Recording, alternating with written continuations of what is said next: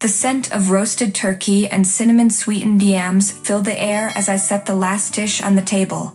The dining room was bathed in the soft glow of candlelight, flickering against the polished wood, reflecting off the glassware I had bought myself. The warmth of the setting should have felt comforting, but something gnawed at the back of my mind. I sat down, smoothing the napkin over my lap, as my father, Martin, took his place at the head of the table. My mother, Nadine, offered a weak smile, her eyes darting nervously between us. Caleb, my younger brother, was already piling food onto his plate, blissfully unaware of the storm brewing. We had barely begun eating when my father cleared his throat, a sharp, deliberate sound. The room tensed. "Leah," he said, setting down his fork with a clatter. "It's time we had a serious conversation." My stomach tightened. "About what?" "You need to move out." His voice was calm, matter-of-fact, as if commenting on the weather. I blinked. "Move out?" I echoed. "Why?" He folded his arms. "Because it's time. You've been here long enough." I let out a humorless laugh.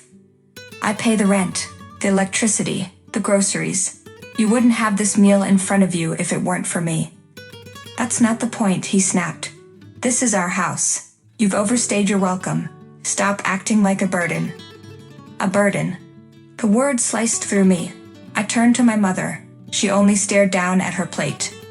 "Mom," I said quietly. She hesitated. "Maybe your father has a point. You're an adult, Leah.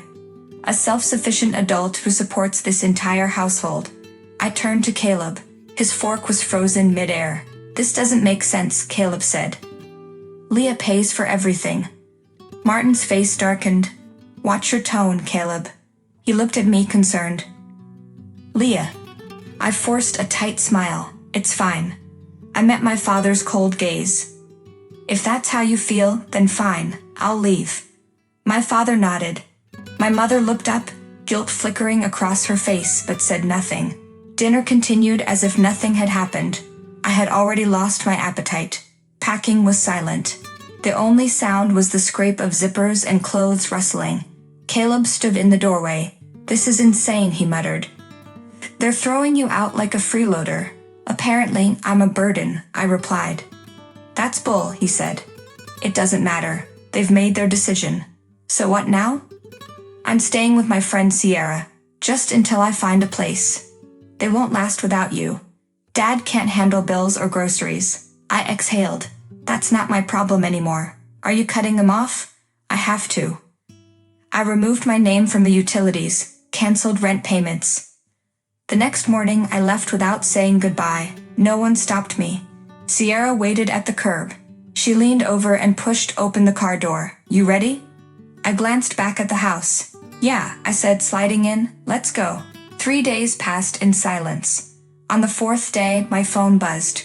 My mother's name lit up the screen. I hesitated, then answered. "Hello." "Leah, please help us." Nadine's voice was frantic. "The power's off. Your father can't even watch his shows." "Then pay the bills," I said flatly. Silence. "We don't have the money." A sharp laugh escaped me. "Not my problem." "But," I hung up, my hands trembling. Sierra raised an eyebrow. "They're panicking?" I nodded. "They noticed I was paying for everything." She smirked. "Your dad didn't call." "It was my mom." Sierra's face darkened. "She always cleans up after his damage." Before I could respond, a notification flashed. Unusual login attempt on my bank account. I checked the location. My parents' address. "They tried to get into my account," I said. "You're kidding." I shook my head. "Change every password. Freeze everything."